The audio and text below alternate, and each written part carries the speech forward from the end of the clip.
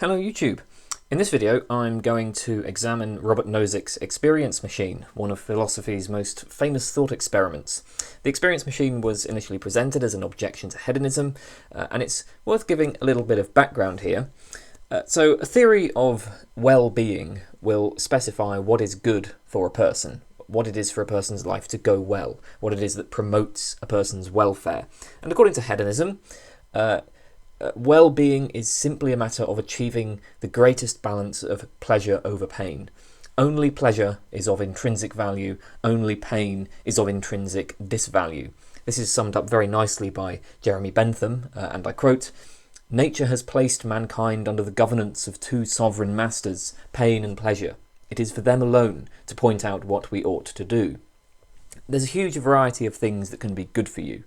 Eating chocolate, studying philosophy, masturbation, wearing stylish clothes, conversations with your friends, exercise, watching movies, owning pets. Of course, this list will depend on what exactly your interests are. If you hate the taste of chocolate, it won't be good for you to eat it. And obviously it has to be done in moderation, or you have negative health effects and so on. But for the hedonist, what makes all of these things good for you is just that they produce pleasure overall. So this is a pretty straightforward theory. Now, this video is not about theories of well-being in general, but it's worth contrasting hedonism with some alternatives. So standardly, hedonism is opposed to desire satisfaction and objective list theories. According to desire satisfaction theories, well-being consists in fulfilling one's desires. One motivation for this is the thought that you can have desires for things that do not promote pleasure. Or even when something does promote pleasure, you can desire it for reasons beyond the pleasure it gives you. According to objective list theories, certain things are intrinsically valuable for a person, regardless of whether they take pleasure in it or desire it. Consider things like knowledge and friendship.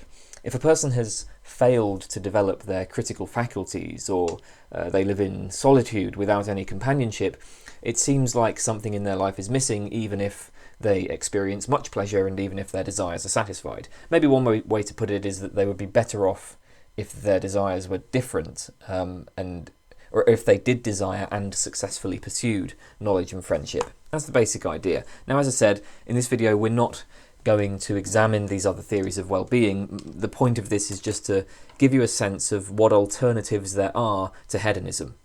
So the experience machine is an objection to hedonism, and for a while it was considered by many philosophers to be a decisive objection, though it has been subjected to quite a bit of critical scrutiny more recently.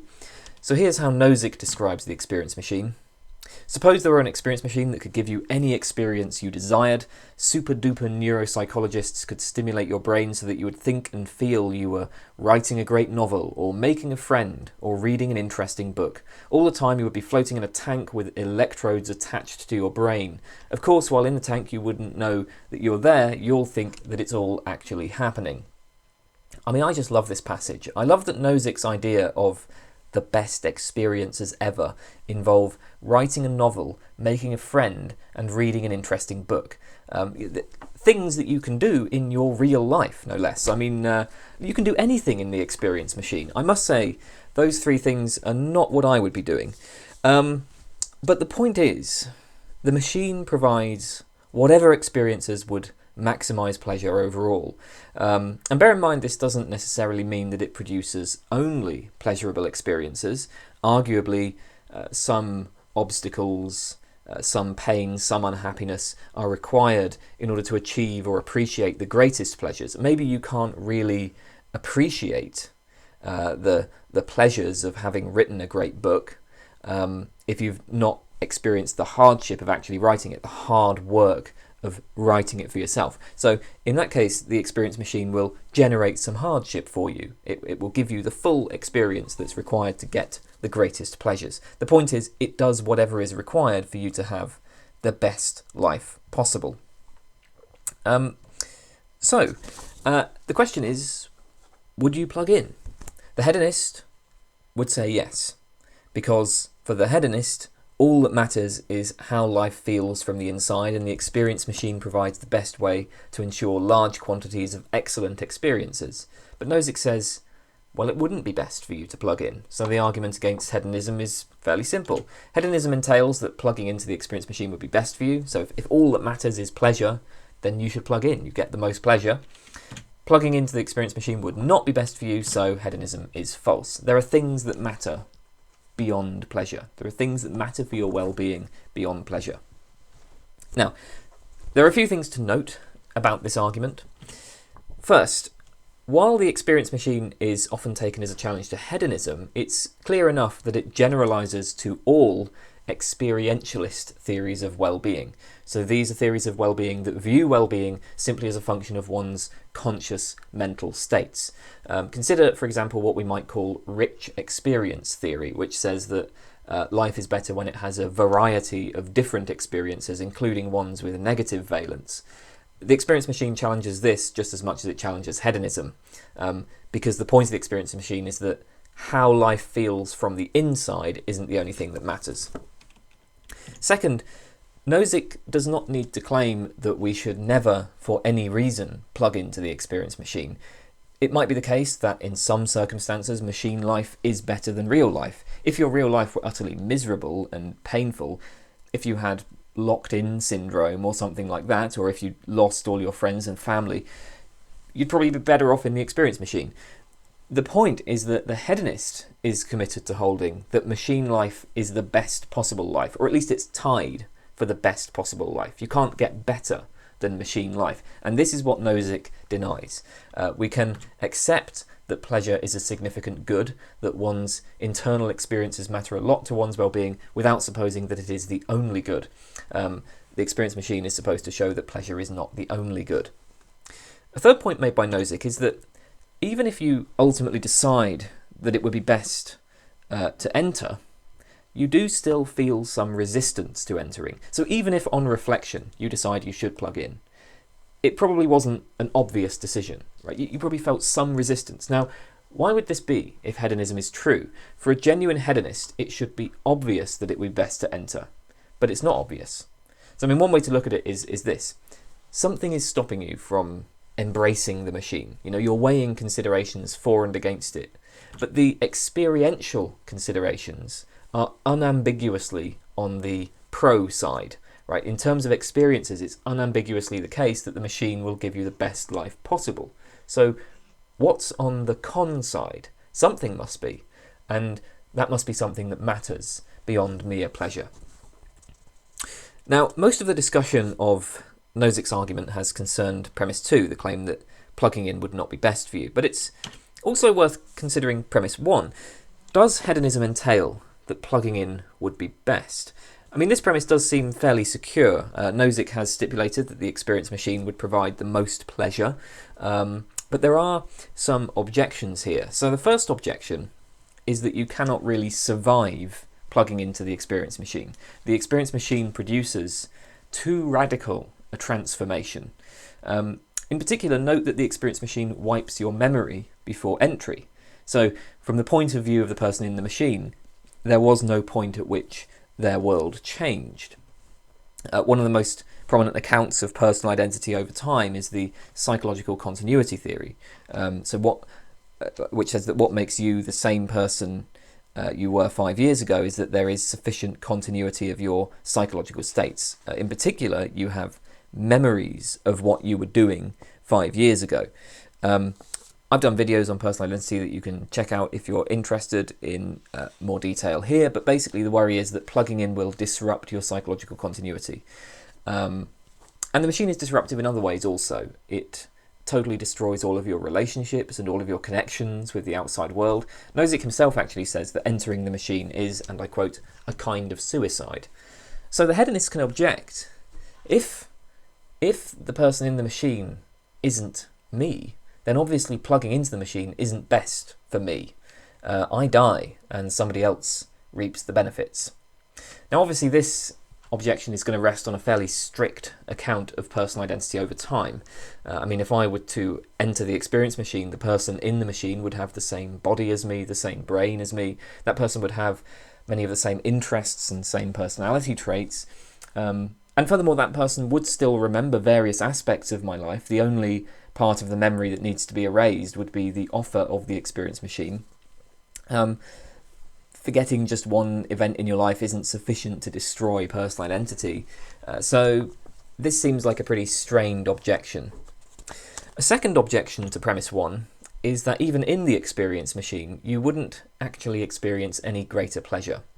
So why should we think this? Well, there's a famous psychological phenomenon known as the hedonic treadmill, which is a tendency for people to very quickly return to a stable level of happiness in response to major positive or negative events. As a person acquires more wealth, they're able to satisfy their earlier desires, but they will simply generate new desires which increase in tandem with their wealth. So once you've bought the flashy car, you want another, bigger, better car or something else, right? I mean, maybe you're not that concerned about cars, but you're going to want something else. Your desires will simply change. Once you satisfy one desire, a new desire emerges. There's never any permanent gain in happiness. A particularly negative spin on this kind of thing is given by Schopenhauer, who has a rather nice quote about this. Happiness lies always in the future, or else in the past, and the present may be compared to a small dark cloud driven by the wind over the sunny plain. In front of and behind the cloud everything is bright, only it itself always casts a shadow. Consequently, the present is always inadequate, but the future uncertain, and the past irrecoverable. So, we see the sun when we consider our past and our future, but in fact we're always in the shadow of a cloud. We think we were happy in the past, but that's just because we've forgotten that we didn't appreciate the good circumstances that obtained at the time. You know, it's the classic saying that you don't know what you've got till it's gone, right? You didn't appreciate the good things you had because your desire was focused on something else. Similarly, when we imagine the future, we think it will bring happiness as we change our circumstances and we satisfy our current desires. But no matter how much we achieve, our state of mind will remain the same because we will develop new unsatisfied desires, and once we obtain the things that we desire, we realise they weren't actually as good as we expected them to be. So, as Schopenhauer says, the enchantment of distance shows us paradises that vanish like optical illusions. And of course, this rather desperate situation is due to the structure of human psychology. It would be no different in the experience machine. So assuming that your life is at least reasonably satisfactory, assuming you're not in constant pain or whatever, the experience machine actually couldn't provide you with any real improvement of pleasure or happiness. Now, I do think there's an important truth about human psychology in this kind of argument, but as an objection to the experience machine, I'm not sure that it's convincing.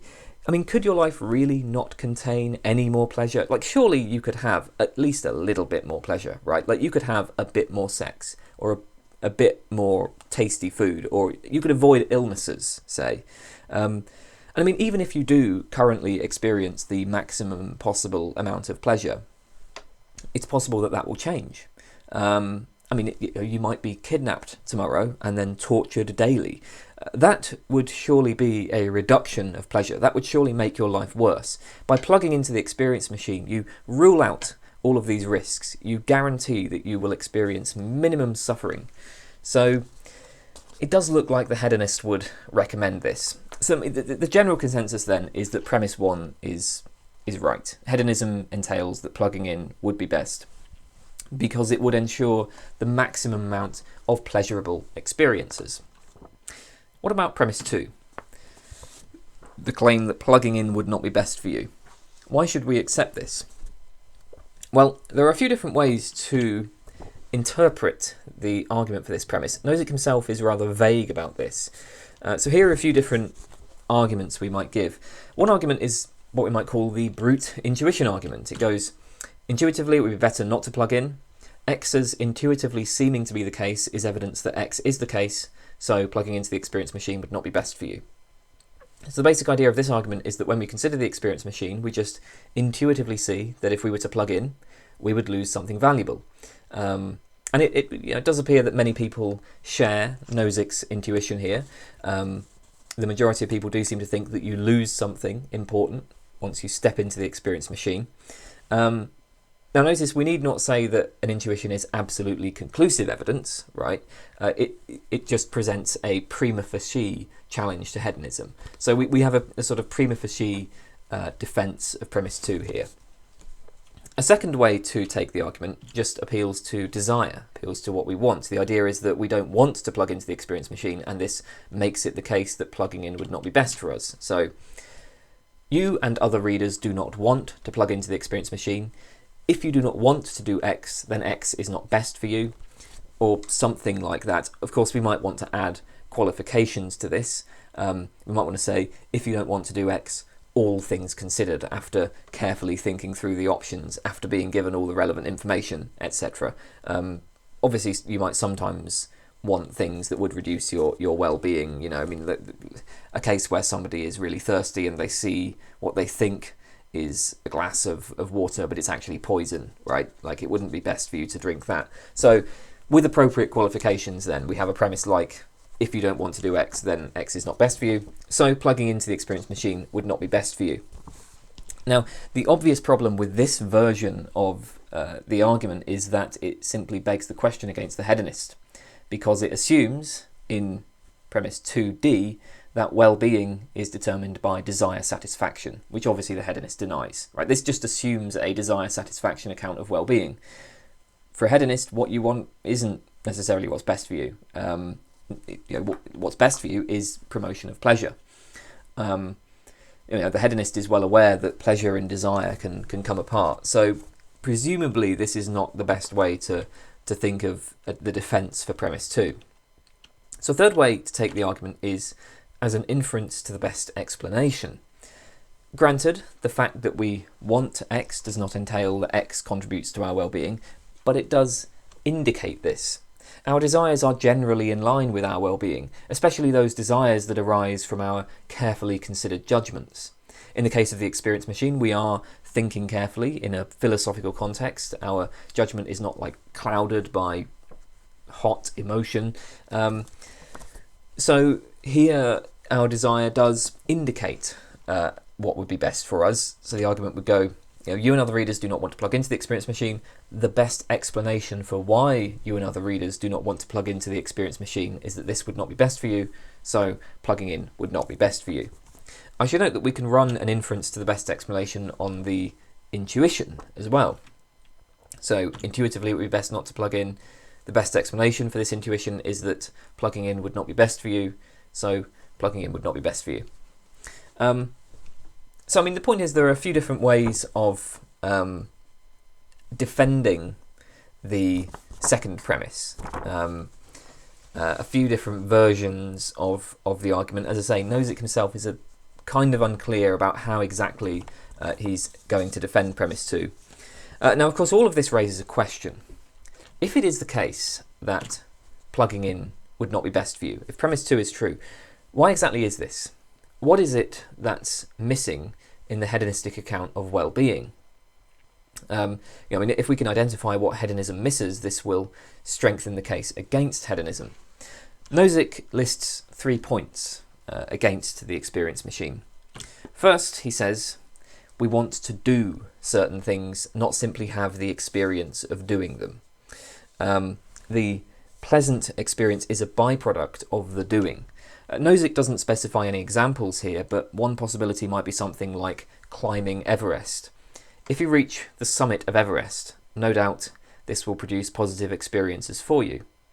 But you choose to climb Everest for its own sake, not for the experiences it produces. Another example might be working out the answer to a problem, or constructing a philosophical argument.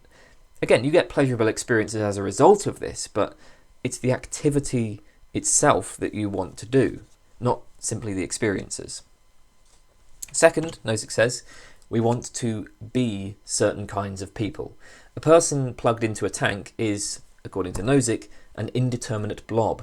We cannot say that they're kind, loving, courageous, generous, witty. They're barely a person at all. It's not just that we can't tell from the outside what kind of person they are. There's simply no fact of the matter.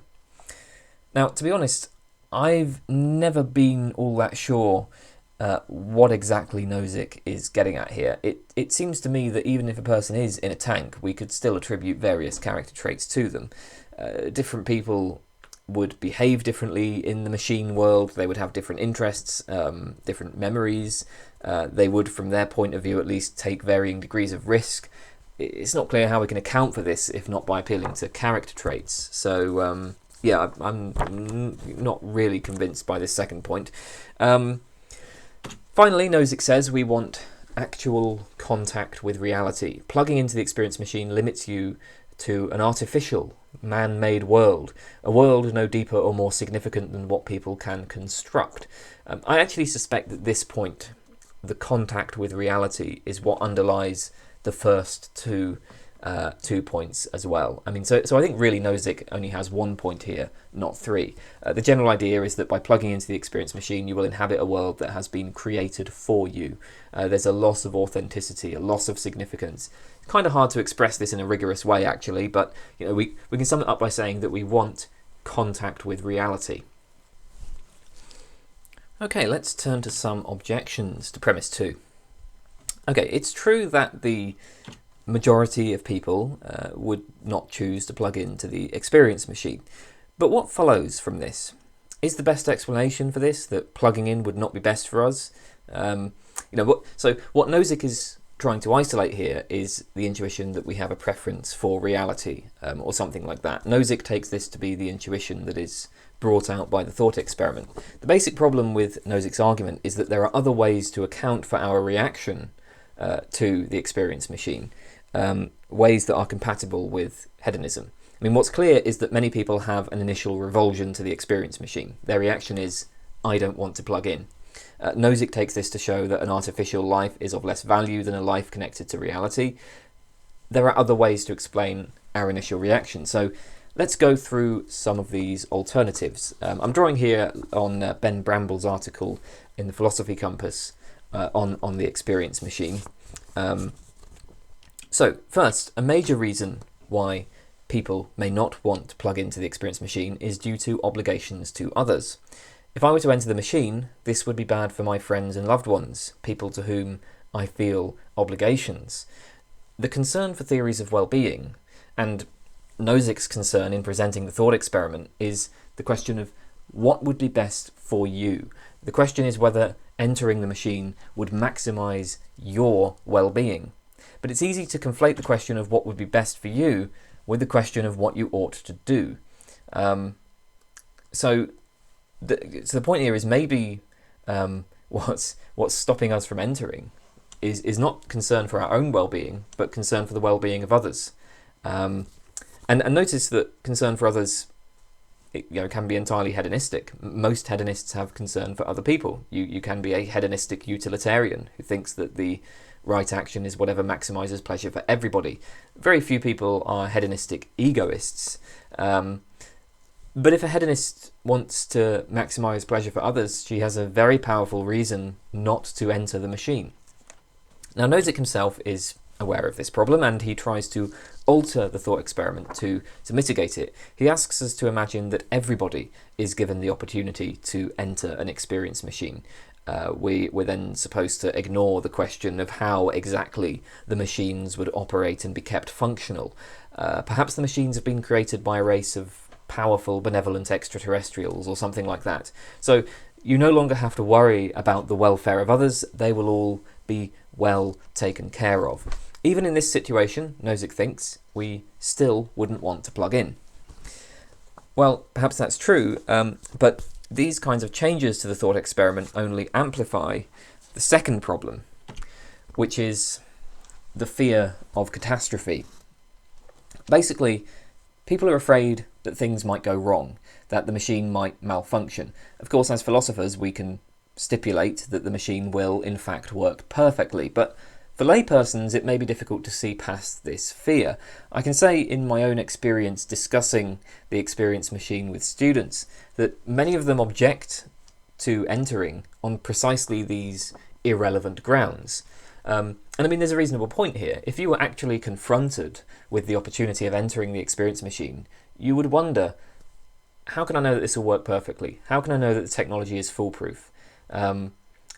To suppose that all the risks have been removed, we have to imagine a scenario that's very different from anything that could obtain in the real world, where every piece of technology is subject to malfunction. And what's more, if we're considering a scenario where everybody enters an experience machine, or where the experience machines have been designed by powerful aliens or something along those lines, obviously these fears will be amplified. Now, if people are refusing to enter the experience machine due to the fear that it might go wrong, well, that's a motivation that's entirely compatible with hedonism. As noted, philosophers can stipulate that the experience machine works perfectly, just as we can stipulate that you don't have to worry about other people. There are two problems with this kind of move. The first is that as we make these stipulations, as we remove the concerns that people state about entering the experience machine, the number of people willing to enter might well increase. Again, this is something that I've observed when talking to students about this. Initially, the majority refused to enter, but that's because many of them are focusing on irrelevant details, and once you alert them once you change the thought experiment to account for that, once you alert them to the fact that these are irrelevant details, they're more willing to plug in. And of course, as fewer and fewer people have the intuition that they shouldn't plug in, the case against hedonism kind of loses its force. A second and more important issue with stipulating that the machine works perfectly is noted by Sharon Hewitt in her article, "What Do Our Intuitions About the Experience Machine Really Tell Us About Hedonism?" Hewitt grants that after consciously ruling out practical issues like the potential for malfunction, the negative intuition about the experience machine remains. But she says, to assume that this shows that the negative intuition is not caused by such practical issues is to assume that our feelings, our gut reactions, are responsive to conscious ruling out of reasons. And that just doesn't seem to be true. Consider phobias like the fear of flying.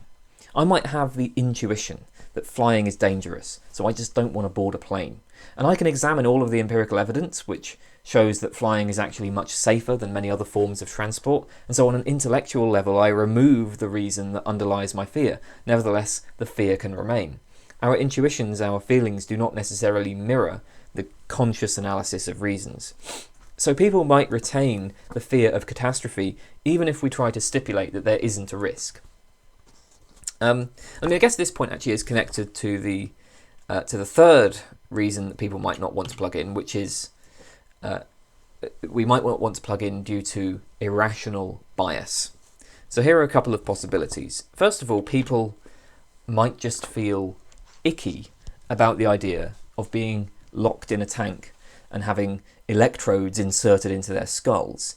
Perhaps it evokes thoughts of hospitalization. We think of it as being like hooked up to a dialysis machine or something like that. It doesn't help that when experience machine scenarios have been presented in pop culture, they're usually shown negatively. So think about films like The Matrix. People just don't like the idea of technology taking over their lives and indeed their bodies to such a great extent. There's an ickiness response. But obviously this ickiness response doesn't tell us anything about well-being. The hedonist can quite reasonably just say, look, this is just an irrational bias. Now, a second similar appeal to bias, one of the most significant objections to Nozick's thought experiment is that the response to the experience machine is caused by a status quo bias, which is a tendency to prefer to keep things as they are rather than make changes. This is discussed by Philippe de Brigard in his article, "If You Like It, Does It Matter If It's Real?" The status quo bias is a well-established psychological phenomenon in general. In a famous experiment described by Brigard, a questionnaire was given to two groups of undergraduates, and as a reward, the first group were given a mug, while the second were given a chocolate bar. Once given the reward, they were then given the option of trading it for the other alternative. About 90% of both groups chose to keep their original reward. Now, presumably, it wasn't the case that the study just happened to include lots of mug lovers in one group and lots of chocolate lovers in the other. Instead, it's that people have a bias towards their current state of affairs. They have a bias towards what they already have. That's just one experiment. You can look this up if you're interested. There's a large literature on it. De Brigard then presents an interesting spin on Nozick's thought experiment. He says, Suppose that one day you are informed that you are already in an experience machine. Your life is and has, for as long as you remember, been completely artificial. In reality, you're imprisoned somewhere. In terms of units of happiness, life in the prison is worth, say, 3.6 out of 10. Not great, not terrible. It's dull. You're not going to be tortured or anything like that, it's just boring. So, would you unplug and return to reality in the prison, or would you remain in the machine? As in Nozick's example, if you choose to remain, your memory of the offer will be wiped, so you'll have no idea that your life is fake. Debunking did some empirical work here, gave this scenario to a number of people. 87% chose to remain in the experience machine. Now here's something even more striking. Debunking altered the thought experiment again so that your real life is significantly better than your current life in the experience machine. In reality, this time, you're a multi-millionaire artist living in Monaco. Would you choose to unplug? Well, in this condition, 50% of people chose to remain. So they seem to forego a fantastic real-world life in favour of what is presumably only a fairly average artificial life. In this case, it seems pretty clear that people's reactions are not tracking well-being. It certainly doesn't look like people care that much about a contact with reality. Instead, Debunking says that this is better explained by the status quo bias. People generally will choose to stick with what they already have, rather than make radical changes, even if those changes would improve their lives. And this is what explains our reluctance to plug into Nozick's machine in the original example. Is this critique convincing? Well, there are two big problems here. First of all, is the status quo bias actually irrational? In some contexts, yes, perhaps it is, but perhaps not so when we're being asked to upend our whole lives. Indeed, this is a point that Debunking himself draws attention to in his discussion. We may well have a status quo bias in this context because we make commitments to certain projects. We have attachments to certain things. Entering or leaving the experience machine would involve abandoning our commitments, and obviously we're averse to doing this. And that doesn't seem like an irrational bias. At least it doesn't seem irrational in the way that the kind of bias displayed in the experiment with the mug and the chocolate might be considered irrational. So in fact, the challenge to hedonism remains. Nozick suggested that what is valuable beyond pleasure is the connection to reality. Debugard's experiments may well challenge this answer, but now the anti-hedonist can give a different answer. What's valuable beyond pleasure are the commitments and projects we pursue, or something along those lines. And we can make commitments to things both in the real world and to things in an artificial world. Having made a commitment, we're going to be averse to giving it up, which we'd have to do if we were to enter a completely different world. So the hedonist is still in trouble here. The thought experiments can still be taken to show that more is valuable than mere pleasure. Indeed, the fact that so many people chose to remain in the experience machine when their real lives seem to be better, again, that may well indicate that more is valuable than pleasure to them. A second problem, noted by Ben Bramble, is that the anti-hedonist can grant that people would not enter the machine or would not leave the machine due to an irrational bias. Nevertheless, the point remains that it doesn't seem best for someone to live out their life in the experience machine.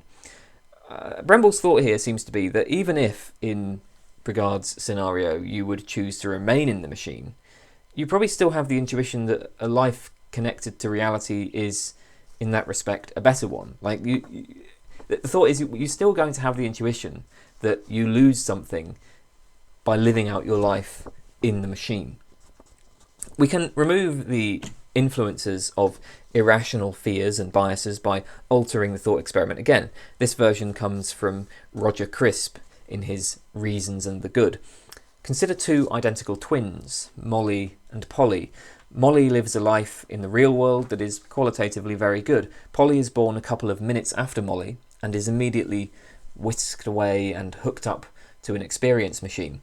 Polly's life is experientially identical to Molly's life. They have the same amounts of pleasure, they live to the same age. In this case, there's no worry about machine malfunction because we're imagining a completed life where no malfunction occurred. There's no influence of status quo bias because we're not the ones being offered the option to change anything about our lives. We're just considering two lives of other people, two lives that have been fully lived. Now the question is, do we think that Molly's life is better than Polly's life? Nozick's intuition would be, yes, it is. Obviously, a hedonist is committed to saying that these lives are of equal value. So the argument goes, hedonism entails that Molly and Polly have equally good lives. Molly's life is better than Polly's life, so hedonism is false. Again, in this case, premise 2 is simply an intuition, which you may or may not share. I personally don't share that intuition, though perhaps the majority of people do. Okay, let's move on to the fourth response. In the previous 3 responses, we've examined variations on the idea that people don't really have the intuition that plugging in would not be best. We can explain why people choose not to plug in by appealing to other factors. A fourth response to Nozick is to accept that people do have this intuition, but then to try to debunk it. A debunking argument proceeds by telling a story about why we have the intuition, which, if true, would show that the intuition is unreliable or that it doesn't show what it is claimed to show. This approach is taken by Matthew Silverstein in his article In Defense of Happiness. Suppose that Nozick is right, that we intuitively think that it is better to be connected to reality. So we have a desire to be connected to reality. Silverstein's suggestion is that the reason why we have this desire is that the desire tends to lead us to happiness, and desires that tend to lead to happiness become stronger as a result of the happiness they produce. Right? Desires that tend to lead to happiness are positively reinforced. In general, when acting on a desire leads to happiness, that desire receives positive reinforcement from the happiness it produces. My desire for chocolate cake reliably leads to pleasure, so the desire becomes stronger and stronger. On the other hand, the desire I had when I was a child to put my finger in the candle flame led to pain, so I stopped having that desire. How does the desire to track reality lead to happiness? Well, simply because having correct beliefs is extremely important for satisfying most of our other desires. If you're continually wrong about how the world works, you're not likely to achieve much satisfaction. Consider, for example, people who can reliably detect when others are lying to them. If I'm in a relationship and my partner is just faking it and is not actually interested in me, my life will be better the sooner I realise this. Or if I'm offered a job opportunity by a con man, I'll be better off if I can detect the lies. So we come to value honesty, transparency, authenticity. We value reality. We value tracking reality, tracking the truth. But the key point is we value this because of its connection to happiness, because it makes us happier. Our intuitions reflect our desires. The things we intuitively take to be intrinsically good are just those things that we desire. So naturally, since we have the desire to track reality, we take it to be intrinsically good. But we only have this desire because it has promoted happiness. So as Silverstein says, our experienced machine intuitions reflect our desire to track reality, but the desire to track reality owes its hold upon us to the role it has played in the creation of happiness. So there's no good reason to think that tracking reality actually promotes well-being. What's really driving our preferences here is still happiness. A similar kind of debunking argument appeals to the paradox of hedonism. This is discussed in the aforementioned article by Sharon Hewitt. The paradox of hedonism is a fairly well-established psychological phenomenon. People who intentionally pursue pleasure tend to lead less pleasurable lives. It seems that the road to happiness, for the majority of people at least, involves focusing on things beyond our immediate pleasure. Things like helping others, doing hard work like philosophy, exercising, forming romantic commitments, and so on. A person who intrinsically desires a variety of things will experience more pleasure than somebody who intrinsically desires only pleasure. So the intrinsic desires for things other than pleasure have been positively reinforced. by the pleasures they produce, and the desire for pleasure at any cost is negatively reinforced because actually, paradoxically, it tends to reduce pleasure. People who seek out immediate, unrestrained pleasure often suffer bad consequences. Think of people who just party all the time, engaging in lots of drink, drugs, sex, junk food, while avoiding any hard work. That may not be the best way to achieve maximum pleasure in the long run. Similarly, consider romantic relationships. You get more out of a relationship if you think of it as intrinsically valuable. If you think of it as more than a mere tool to promote your pleasure. By treating relationships as intrinsically valuable, as worth pursuing regardless of how it impacts your immediate feelings, you form deeper, more stable connections, and that promotes your pleasure in the long run. Think of somebody who never makes any sacrifices for their loved ones or friends, who is constantly comparing their relationships to other relationships on instrumental grounds, who is constantly asking themselves when they meet new people, hey, could this person offer a better deal than the people I already know? That's not likely to provide you with a pleasurable, happy life. And of course, we all have to do this to some extent, especially early in a relationship. But at a certain point, you just have to make a commitment that this relationship or this friendship is worth preserving. So again, this is a case where we have desires for things other than pleasure, but ultimately the reason why we have those desires is because they promote pleasure indirectly. This allows the hedonist to explain why we value things other than pleasure, why intuitively we value contact with reality and commitments to real people and so on, even though pleasure is ultimately what determines well-being. We can value X while still holding that X contributes to our well-being only through its tendency to promote or reduce pleasure. So the hedonist can say that plugging into the experience machine would be best for you, and she can also explain why you have the intuition that something would be missing, because pleasure has reinforced your desires for things other than pleasure. Okay then, so that's Nozick's experience machine, and that's all for now. Thanks for watching. Goodbye.